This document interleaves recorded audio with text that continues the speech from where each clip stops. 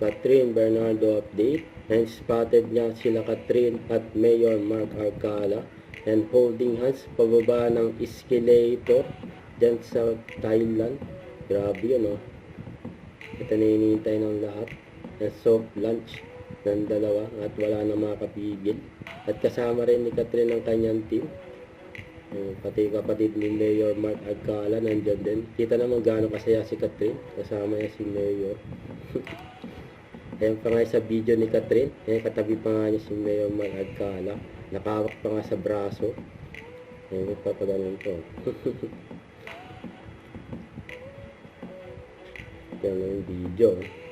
Ayan, katabi niya si Mayor Mark. Kita-kita yung bracelet. Saka yung bag ni Catherine. Yung taga-bitbit. Si Mayor Mark Alcala. Kita naman.